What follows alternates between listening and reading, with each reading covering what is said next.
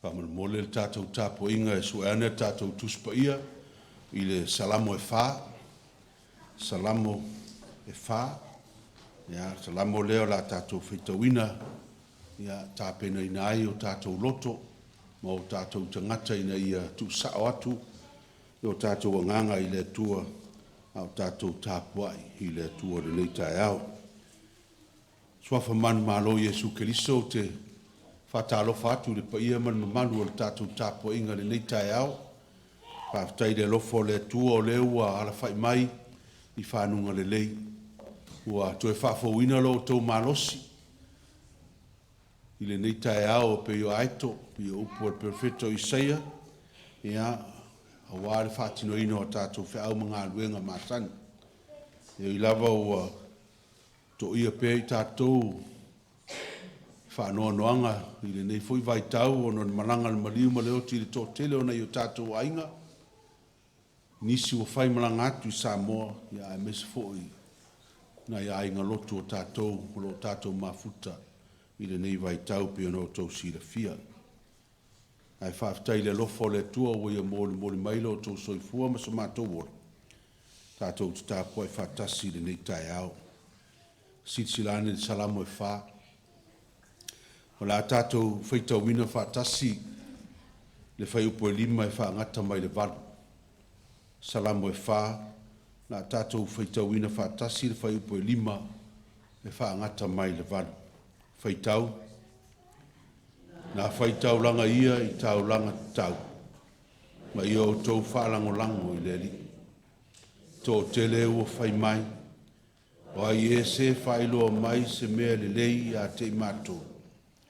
Le li ia.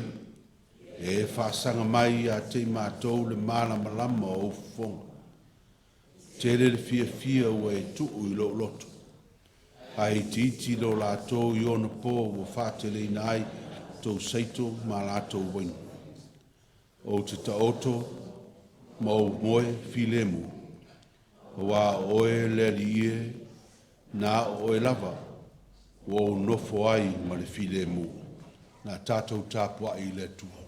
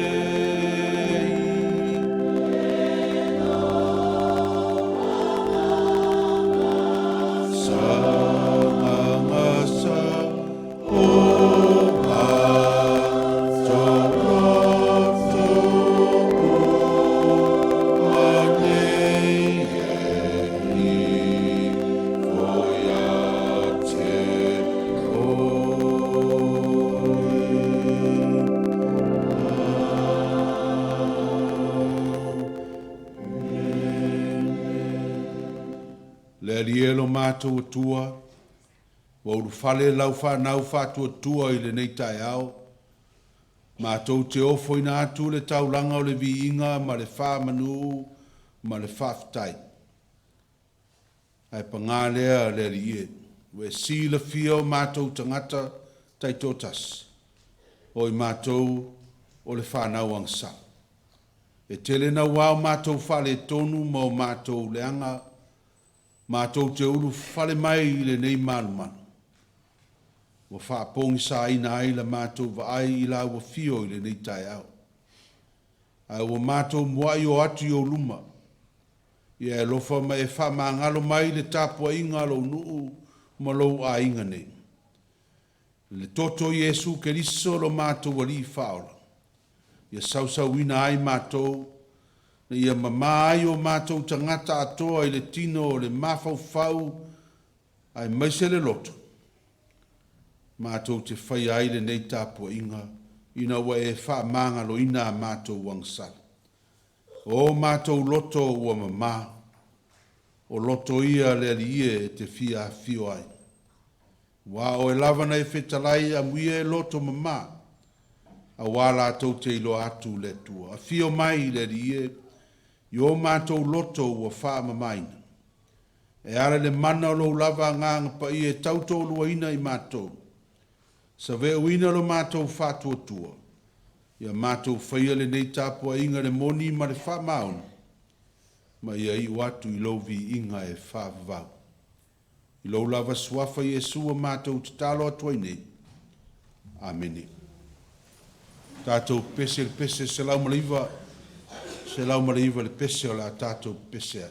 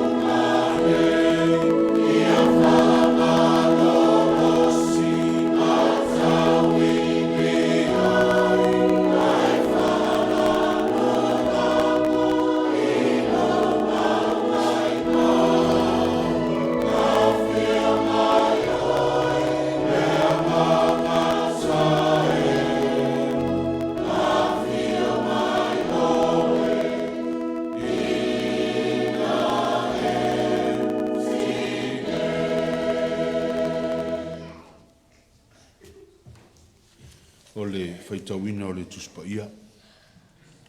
O le tusfilifilia mo tātou nei tai au, mai le whengainga tuai. Maua le tusi a le perfecto Isaia. Isaia lo nam tau koe lua, tātou te whaitau, whiawawai, mai le whaiupu mua whaangata mai le lima. Our Old Testament reading for this morning is taken from the book of the prophet Isaiah, chapter 2. We shall read from verse 1 to verse 5 from the Samoan translation. Isaia lo nam tau koe lua, tātou whaitau whiawawai le whaiupu mua whaangata mai le whaiupu lima. Whaafonga mai o a whionga paia al tātou wari. O le mea na vaia Isaia le atari o a mota i a Iuta mai Jerusalema.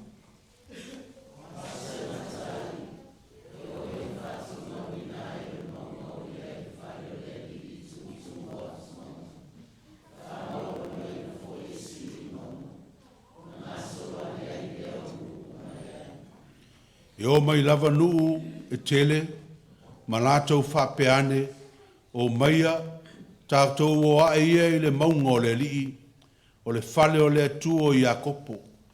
E a o mai foi o ia i a te tātou i o nala, o na tātou sāwa wari ai lea i o nala. A wae alu atu le tūla fono ai siona, o le a fionga fo i a le lii ai Jerusalema.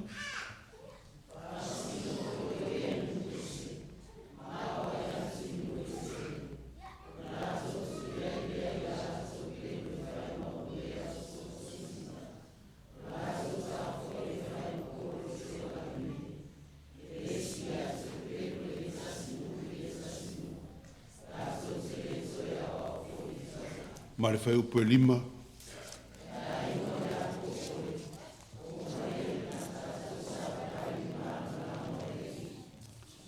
Mai le whengainga fō, evangalia na whaamawina e Ioane, lona mta upu e sfuma le wha, tātou titoe whaitau le whaiupu e lua suma lima, whaangata mai le lua sfuma le valu.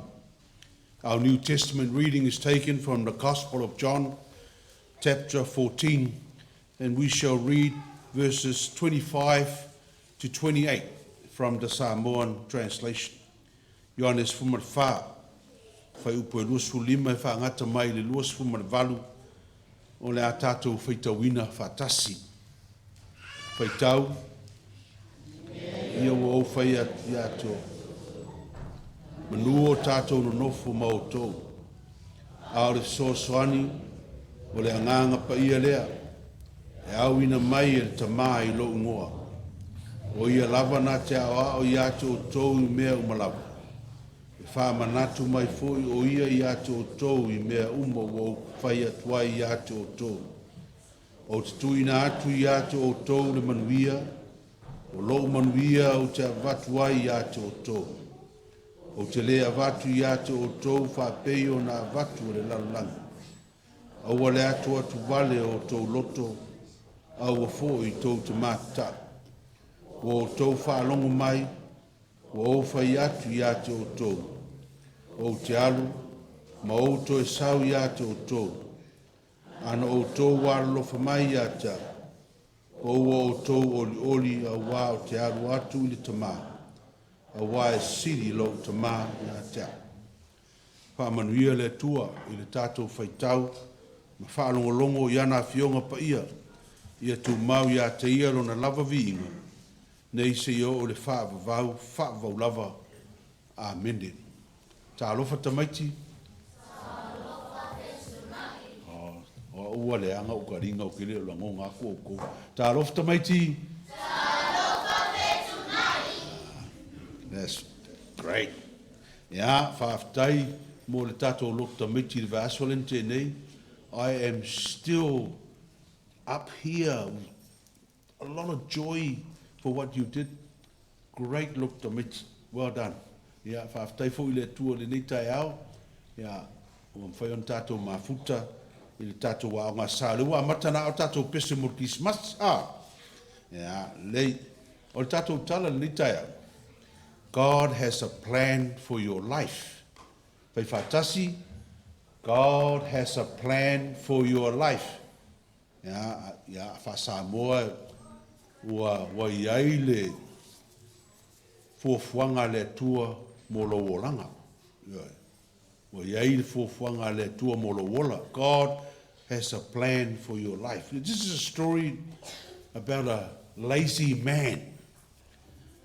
He doesn't like to go and do stuff for himself. He's always looking out for a free feed or people to do work for him around his house. One day he was searching for some food and he saw some apples in one of the farms. So he decided, oh, well, that looks like it's free. So he decided to go and pick the apple. As he was about to climb up the apple tree, the farmer who owns the tree, the apple tree, saw him and came running after him with a stick to give him a beating. The lazy man saw this and quickly came down again without any apples and ran away into the forest. The farmer had chased him into this forest.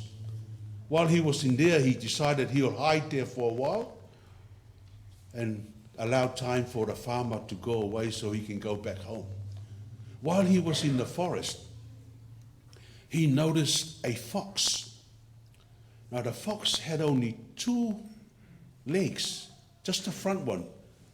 His back legs, he had an accident and he was like crawling on the ground. He just using his 2 front legs. And he said, oh, I wonder how the fox gets his food. He can't run very fast. He can't hunt. I wonder where he gets his food because he looks like he's not starving. So he sat there and watched the fox. And then all of a sudden, he sees a lion coming towards the fox. So the lazy man quickly climbs up the tree. And he looks down and said, oh, poor fox. He's going to get eaten by the lion. But then something extraordinary happened. The lion had some meat in his mouth. And he approached the fox and dropped a piece of meat in front of the fox. And then he went away. And the fox began to eat the meat. The lazy man on the tree came down and said, wow, God can sure look after his creation. Now, if I wait around here, maybe someone will come by and give me food like the lion had come by and gave the fox some meat. Maybe God has a plan for me and he has someone out there who will come and help me out. So he decided to sit under the tree and wait for someone to come and drop him some food, just like the lion did with the fox. One day went by, he fell asleep, woke up next morning, still no food. Nobody came by and gave him food. He decided to stay one more day.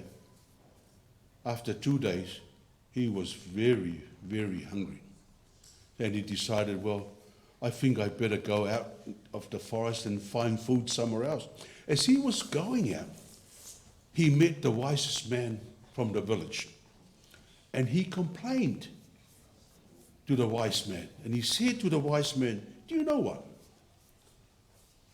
God, the Creator, has had planned for the fox and got the lion to give him food.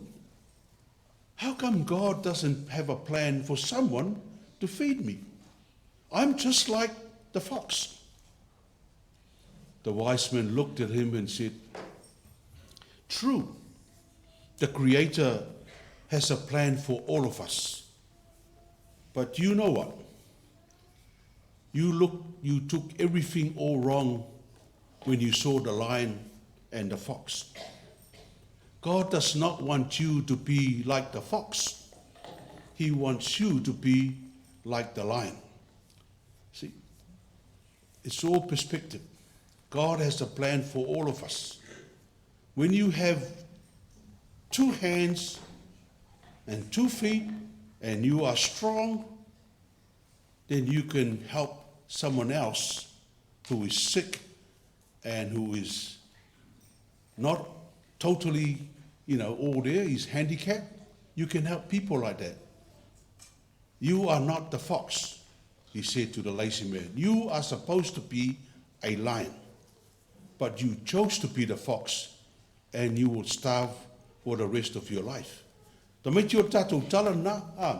God has a plan for you, but sometimes we don't respond to that plan because we decided we like this to be like this, but that's not whom God made you to be. God made us to be lions, to help those who are foxes. God made us to be strong. The man was just lazy. He was strong. He could do anything, but he was lazy.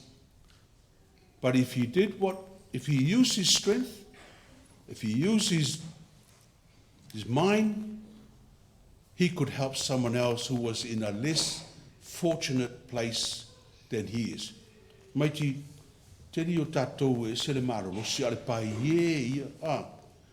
Some of us, we got talents. Some of us, we have the ability to do so well, but we are lazy. We just don't care less. Okay? Don't be like the lazy man because he ended up starving.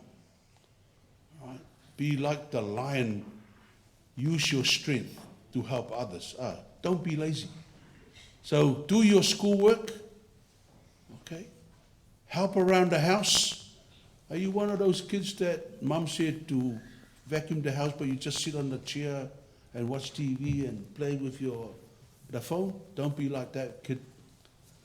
Like the one who uses your hands and your feet to help your family and your friends, and also help those who are less fortunate than us. Maiti, ia manuia tele o tau i le nei asa.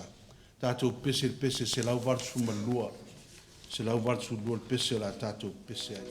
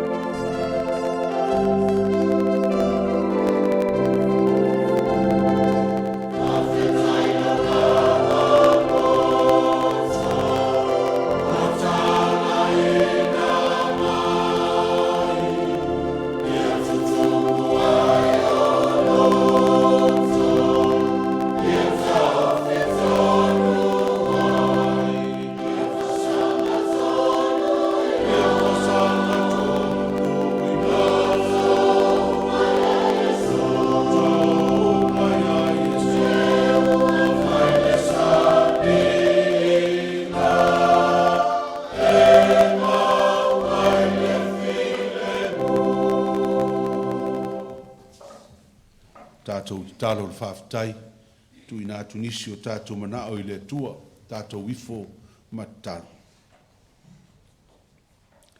Le tua tō tasi pa iai. Le tua tamā le alo, ma le anganga pa ia.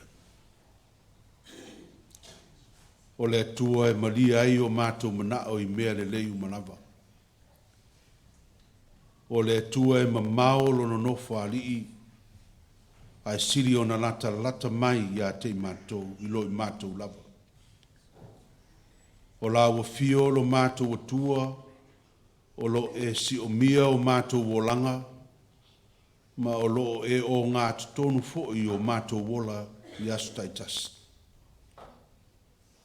O la ua fio o lo iai le ola, e pule au I mea uma, wa o mea na e whaia I lo mātai sau le fuafuanga I le amatanga. O la ua fio o le atua e malosi, o le atua e sirisiri ese, a o le atua fo'i e lofa, ma lofa muti vale. O ai e a mātou wō I ai lo mātou atua, o loo I la ua fio upo le ola, o loo I la ua fio le mawhanawhana, o loo I la ua fio le wha lotu tele ma le wha malosi au, ma o la ua fio le rie, mātou te maua ai le māpsanga. Ai meise le nei vai tau le rie, ma le nei tu aso. Au poto lau whanau whātua. Mātou uru whale mai e sulaina, lea lofa ma leanga le lei le rie, wa le mawai mo I mātou I le aso ma le aso. Ma mātou wha manuina lo wha maoni, e te le tu lafo ina I mātou, so se mea mātou te iai. A wawa mātou tali tonu le lie le nawa yaso walu atu.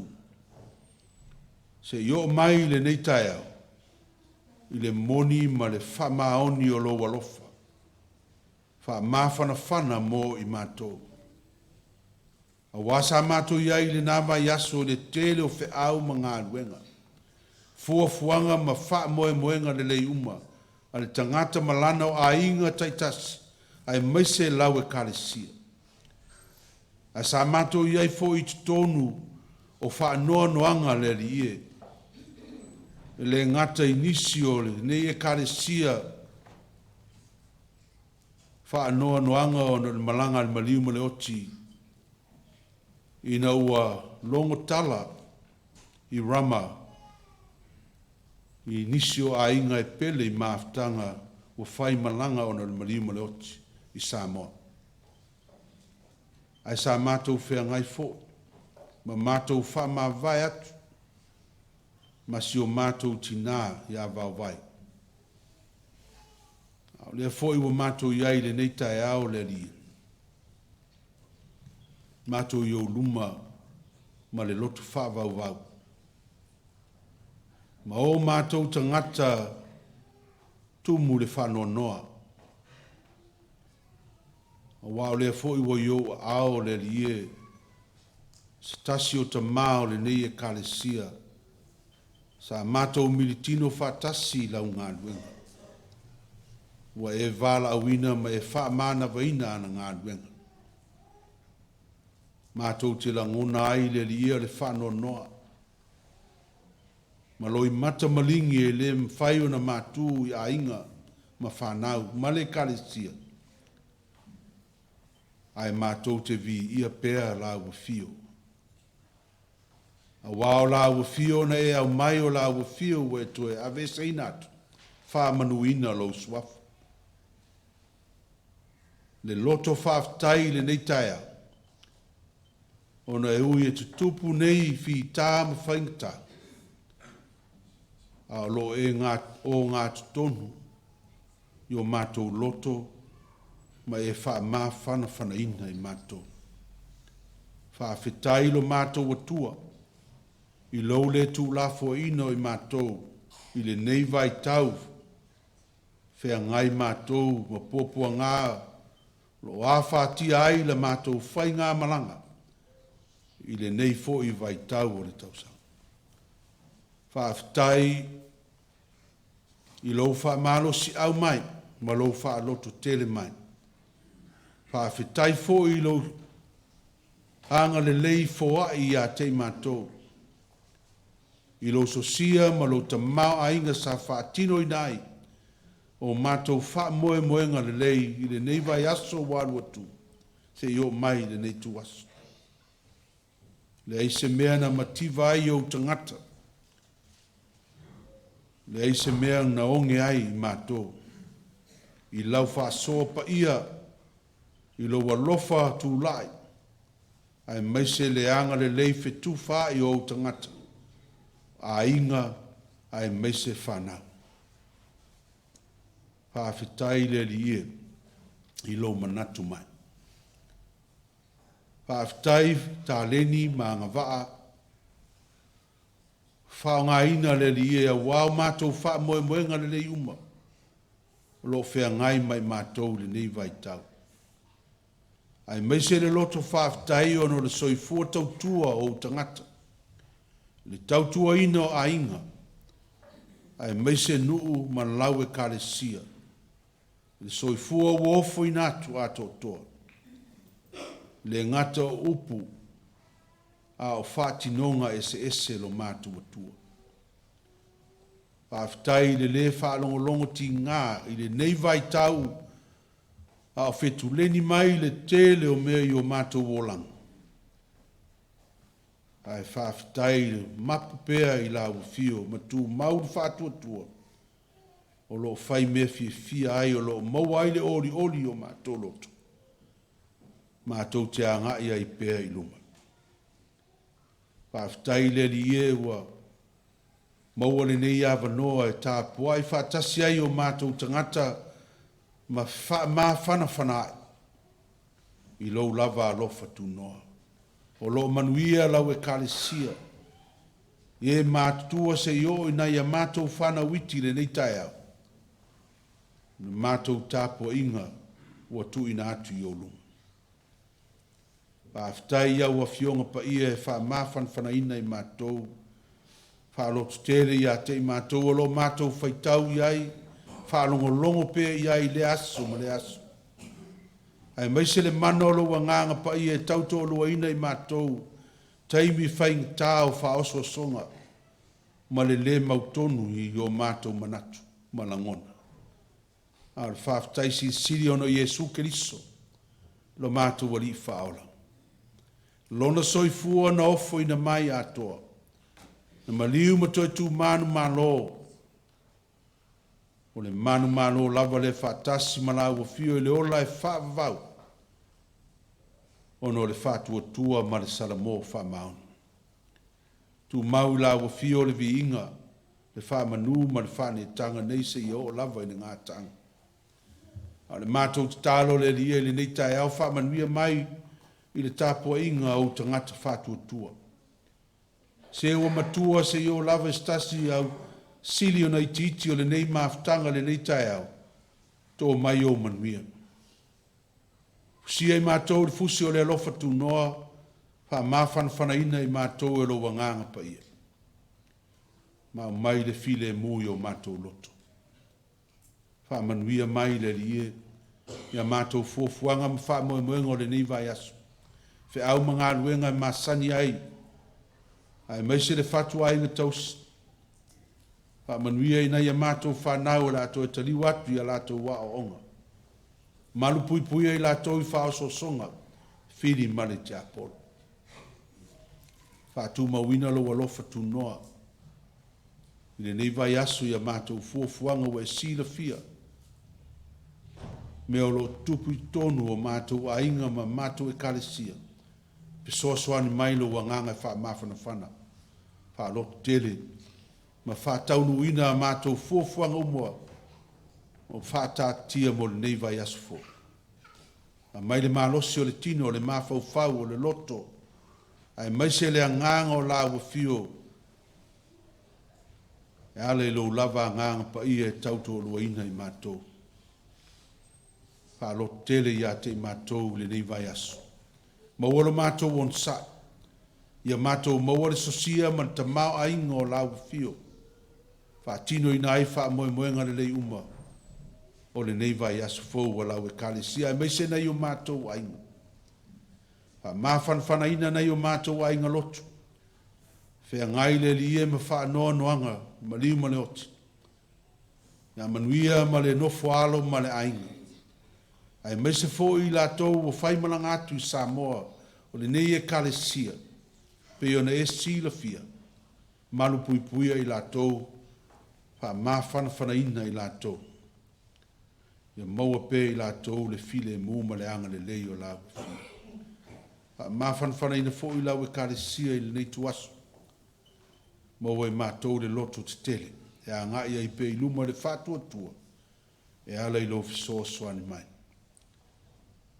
Ia aua i mai lau fio le li e mea uma mātou te whai o le nei aso. Ma wha manuia mai lau fio ia te i mātou.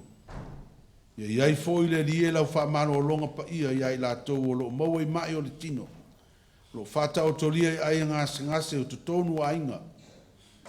Ia iai lau wha mano o longa pa ia ma au wha manuianga i le nei tuaso. Le li e wha tasi mai ia te i mātou i lou lava alofa tu noa. Mātou whaalongolongo i lou whetalai mai i le nei tae au. Nā unga lau o fio e ale lau au au na whatau wa. Ka mawhanawhana ina i mātou i lau tala lele. Fo i atu le vi inga i atu o e whawau. O nisi nao mātou te talo le li e. O mātou wofo i natu. Ma le tele o te talo lo i tono o loto o lau whanau. Whatua tua i le nei taia. Whaia i ai lo fina ngana. Mātou wala watu nei mea umar suafo Yesu le na o mai le tanu. Lo mātou tamae o le langa. Pa ia lo suafa. Ia o mai lo malo. Ia whaia lo fina ngalo i le lalangi e peo na whaia le langa. Ia e fōa i mai a te mātou le aso nei, tō mea ai e tau ma le aso. Ia e wha mangalo i a te mātou i a mātou o sa.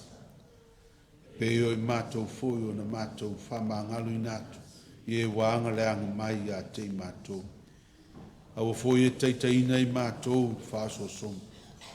A i e la vea i ai mātou ai leanga. Wa e ou le mālo mana. A toa malibi inga e whāwaulawa. Amen.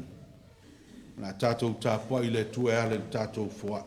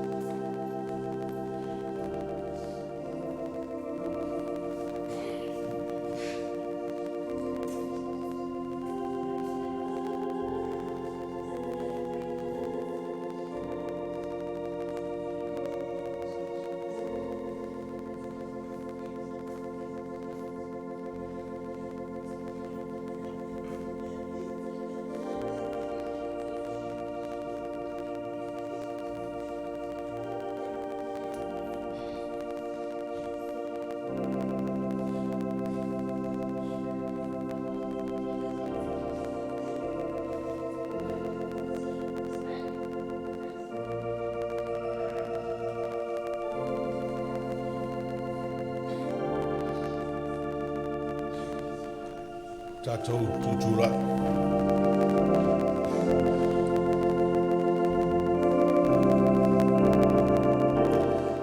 Tātou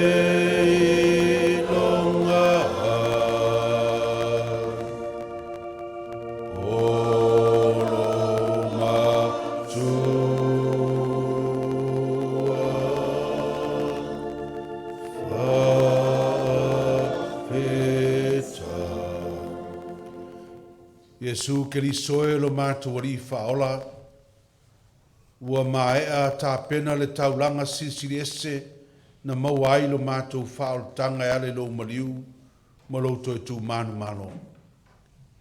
Taulawa se mei lo ngai lo mātou loto whaftai, o no lea ngā ruenga ma le taulanga siri, wa mātou toi ofo i nā tuai nei tupe, patasi mo mātou tangata e uiso mātou whatauwa, a wāu fe au ma lau ngā ruenga i le nei e kalesia ma le lalolang. Taria mai la mātou foai, ma e whapa ia ina le ali e. Ma whamanuia mai lau whanau whatua tua le nei tai au, o e ua foai mō lau fio. I le suafo Iesu Keriso. Amen.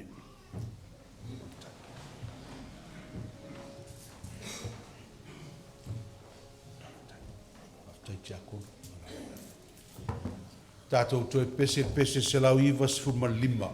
Se lau iwa sfuma lima.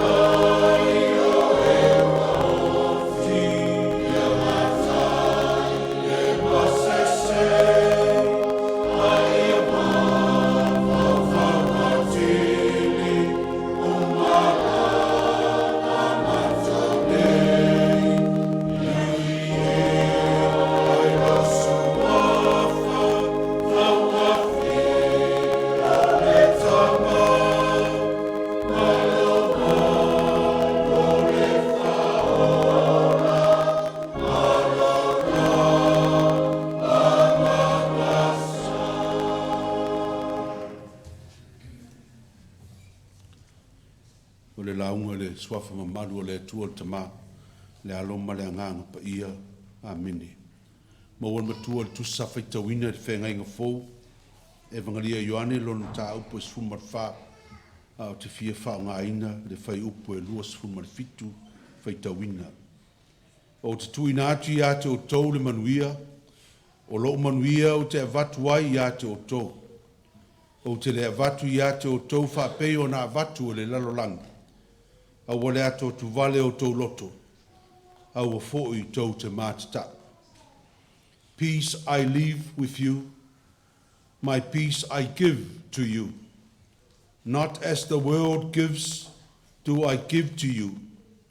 Let not your hearts be troubled, neither let them be afraid. John chapter 14, verse 27. O le manatu au tū o le nei aso e tusai ma le whaasinonga le tusi whaitau aso, whaalinga o le file mu. Vision of peace. Whaalinga o le file mu. O le taua I le vāo Rusia ma Ukraine, ai meise le fola le presidente o Rusia, Vladimir Putin, na te whaongaina o penga nukilia. O sa vewina ai le file mu o le lalang, ai meise lava ma Lotu Aso Europa ma Rusia. O se taua wa tu lai mai le vaitau, a lo sa ili ai e malo au fatasi se awala e tausia ai le file mu I le vātau o malo le lalolang.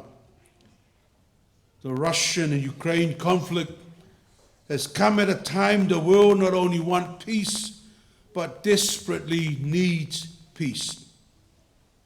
The world is sick of violence, the killing of innocent people, the destruction of property, and the continuing hatred among nations. And yet, peace is far from being achieved in the near future. As long as the world have power-hungry dictators and authoritarian regime who put the world community on edge of a nuclear war. Wa fati tangata, wa fiu foi tangata I taua. Maua foi tangata le sona taua mai le taua lona lua le lalolangi. Ai mese pomu atomika na whano ai le afe, ma le afe o tangata Japani Nagasaki ma Hiroshima. E umai fo ai le ai asa isi na manu mano. It was a tragedy that no one can wipe from the history of the world. Le mai mau o soifua ma olo tangata. I nei meo taua. E ofo le taua I le vāo Israelum Palestina ma atunutua oio arapi o lae whai le teimine. Na o le tele o soifua mau. Ai le ai avastasi o manui ai. Ma o le unga foi leo le taua le vāo Rusia ma Ukraine. Nobody wins. Because war is a tragedy that uses our best to accomplish our worst. It wreaks havoc on the uneducated and educated, the young and old, males and females, rich nation and poor countries, and even those who claim to be superpowers will eventually be powerless. Ele ai se tasi e malo pe whaiaina I nei meo taua. E na olo tangata mainga ma malo e whano ai. Tanu e whanau o lato matua. Ai tanu e matua whanau ma tafi e sea mai le lalolangi ngafa o le tele o ainga e leto e whaaua wina. Ai sea, taua. Na stasi leo manu lautia malo au whatasi the United Nations. Sua se fo e nofo file moe atu nuu umo le lalolangi. Ai pitai wa paso malo au whatasi. I le tele o ana mititia wa tape na ina mo se file mua le lalolangi. Ai leo maua I lava le file mua. O wala uma e whatino ina e malo au whatasi. E peina ona tolo po ina ai o taua ma le vevesi mo sina taimi ai leo fo ia ai. Le vevesi mataua. A waito e maua lava e malo va tau nisi o mafuanga pe le lei peleanga e to e tau ai. Pio na whaia e Putin e justify ai leo sfaia e Rusia o Ukraine. Mai le fau le nau o le larolangi ia manu malo le file mu le valu nofo ai o atunuu o le larolangi. E le fau mera. Wa le foi wa tato faitau ai le nei tae au. Mai le tuse I sai le whengainga tuai. O lo ta ua ai le awala le tua mo se file mu I le vāo ma lo fitau ai. Ma le nuu o le tua yuta I vai teimi o le perfecto I saia. Le fai mai le tātou manatu au tū le nei tau. Whaalinga o le file mu mai le tua. God's vision of peace is what we read in Isaiah this morning. Ale whaalinga o le file mu. E te lai le tua ia Isaiah. Ia toe fo I uta I le tua. This is God's vision of peace. Toe fo I uta I le tua. A wana o le tua e wha maite, ma wha tu mawina le file mu, I le vāo nuu o lofta wat. Te lai le tua, na te whaia Jerusalem ma maunga, e a fio ai le tua, na te wha masino ai ma le ami o tonu nu umalama. E o ane fo I le maunga o le tua nuu, uma e awa o ina I alo le tua ma fionga pa ia le tua. A o ina ata ma mai malo, I alo le tua, ma fionga pa ia le tua, fai mai le tua. O na lato tui ai lea I a lato pelu, e fai mau o mea suoto sina.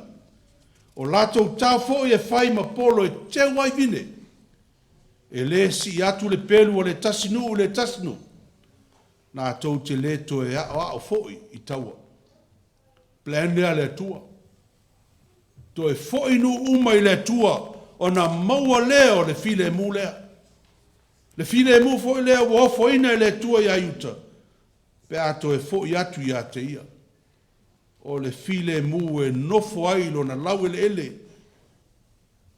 Ma sapi ai manuia o le tua. E le se file mu e mawhai le lalolangi o na ofo ina ia yuta. O na le file mu o le lalolangi o le file mu e le se pisa. E le aini tau e le aini vevesi ai tu mau pea le fe alfan. Pe ia mele ia nei le lalolangi. E nofo lava le tangata siona nu ma le mau tonu po a fea o le ausfa ia ai le file mu. E isi atu nu o le lalolangi. File mu la leo le lalolangi whameisi. It's not true peace. Al file mu o le tua. Le e ofo ina atu le tua ia yuta. Le foi e ofo ina mai le tua mo le lalolangi. File mu le fai mai o le whaamanuianga le tua. It's a blessing from God. Yoi. Peace is a blessing from God. O le file mu le o le tua o whaamtalaina e le upu e peru shalom. O le file mu e maua le tangata o le tua. Ina ua le lei mea uma I lona loto. Ina ua pu lea matai ala ina e le tua lona loto. Mea la lua feiloa I masi utaia shalom. E leo fai mai talofa e fai mai peace. File mu, le file mu leo le tua. Rai fai mai e pu lea lo loto. Ia mamā lo loto, ia le lei lo loto. Ma pu lea I ta iala. Ma le fina ngalo le tua. Shalom. Peace is God's blessing. It is peace that say all is okay with your soul and that God is in control of your life. Ma le maurau fatuatua. This is perfect peace. O le file mu moni lea. O le file mu ato toa mama e ta pena le lei e le tua ia Yesu Keriso e ala le satauro e le oti ma le tunga mau. O le file mu ma wa ai le fatua tua e manuia il tangata I le ola e fa vau I le malo file mu o le tua. Le malo le fai mai ai le file mu na I loa Ioane le whaalinga le motu o patamo. Fai mai Ioane so loi se ai e le tua loi mata uma I o lato mata. E le ai fo se oti po se whano noa po se awe. E le ai fo se toe popo ngā a wā ua ma vai atu mea ia I le larolangi. Le fine mu lava leo lo mori mawina le apostolo Paulo lan tusi le kalisia Roma fai mai o I tātou o e whatuatua ua taua mia tonu wina I tātou le whatuatua o le ua tātou le lei ai ma le tua ono le tātou wali o Yesu Keriso.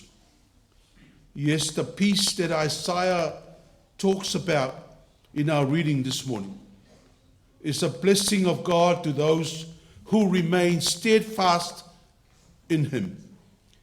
Because Jesus Christ has purchased that blessing, that peace, that shalom with his life on the cross and through his death and resurrection. I oe tātou kalesia le nei tai au. O ta tonu wa. O mana o mia I tātou umare file mu moni o le tua le nei tai au. I o tātou loto. Ina I wha mawhan whanaina I tātou. E file mu lea na ofo ina atu I Jesu. I ona soo ina ua atu atu vale. Ma le mau tonu ona so. I mea o lo tutupu le o langa. Pe mai Jesu I ona so. O te tu ina atu I ate o tou le file mu. O lo file mu o te avatu I ate o tou. O te le avatu I ate o tou whapeo na avatu o le lalolang. A wale ate o tu vale o tou loto. A wafoi, tau te mata. Yes, Jesus has promised all of us in our times of sorrow and despair, peace I leave with you. My peace I give to you, not as the world gives, do I give to you. Let not your hearts be troubled, neither let them be afraid. And this is the same blessing, the same peace the Apostle Paul reiterates. Since we have been justified by faith, we have peace with God through our Lord Jesus Christ. Yo el tātou ai ngalotu, le nei tai au. Wa tai ai tātou I mawhtianga ma whaanoanoanga I le nei vai tau. Ar wha mawhan whananga le tala le. O wale ato tu vale o tātou lotu. A wāwa tau tino keriso. O lona file mu e le mawhai e le lalolangi on tu ina mai iai tātou. Ai nao le tua e ala ia Jesu Keriso I le whātua tua. O le file mu e wha mawhan whanaina loto. Wa pūlea le file mu o Keriso. Wa leo wa tau tino Keriso. E maua o tau le popo ngā. I le lalolangi. Ai o tau loto tele. Wa umanu malo le lalolangi. In the world you will have tribulation, but take heart. I have overcome the world. Papena fu en mon maula apostolo Paulo. Le kalesia Filipi. O le manuia foi mai le tua. O le file mu foi mai le tua. O lo sili lava I mea ume manatu iai. E leo lau inai o tau loto a toa mo tau mawhauwhau. Ia Keristo Jesu. Ioe, the peace of God which surpasses all understanding will guard your hearts and your minds in Christ Jesus. Ioe le tatu e kalesi o le file e mufo I leo le tua. E suluia ai le pongi sao tatou loto e le mana malama o le tua. Pe on fetalai le tua. I lana perfetto Isaia fai mai. Le aingo Iako poe. Le aingo Sandringham. O mai in tātou sava vali le mana malama o le li. O le mana malama o le li e suluia ai o tātou loto. Le file mu o le tua. Teimi le pong sa. Tātou loto tele. Sandringham. Ai maise nai aingo le tātou e kare si o lo whengai. Maftianga le nei vai tau. Whātua tua I le tua o le mana malama teimi pong sa. Whamoimoi le nganga o le tua e maua I le file mui o tātou loto. Mai awane ngalo le whaalinga siri o le file mu o Yesu Keriso. O ia ua toe whaamanatu mai a toe maulan tala lei. E le maua se file mu le lalolang. Ai nao le atua. Wau whetalai Keriso. O te tuina atu ia te o tou le file mu. O lo file mu o te avatu ia te o tou. O te le avatu ia te o tou whapeo na avatu le lalolang. A wale ato tu vale o tou lotu. A wa fo i tou te mata. Ia te o tou le file mu o le atua. Amen. Pese rua se lau di masfurono na tatou pese.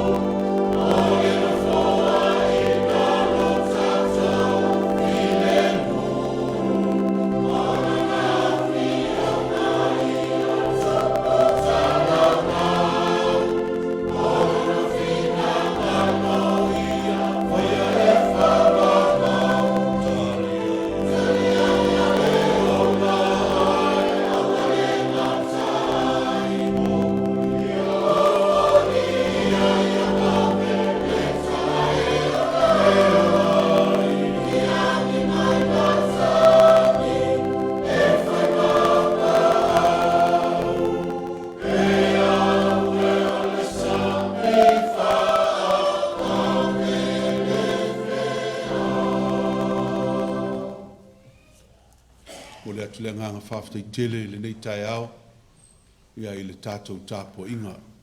Tāro i le tua ia pa mawhanwhana ina pēa, tina ia manuia, ma le whanau, mai se le ainga, mai se fō i le tātou e kālesia, ia mai se fō i na i ta mā, ma tina o le tātou e kālesia, o lo i Samoa, ia ono whaanoa noanga, I nisi o a inga sa pele I maftanga fai langi le lato fōlanga.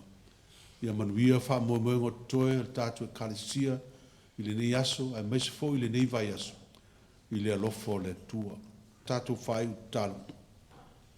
O le manuia ma le file mua la ua fio le atua o le tamā. Le alofa silisili ese o Iesu Keriso lo mātua li I whaola. Le maftanga ma la ua fio a nganga pa iai. Ia I lunga leo I mātou ma nei ma lau whanau whatua tua I le lalolangi atoa. Nei māsa uma se io le whaavau lava. Amene.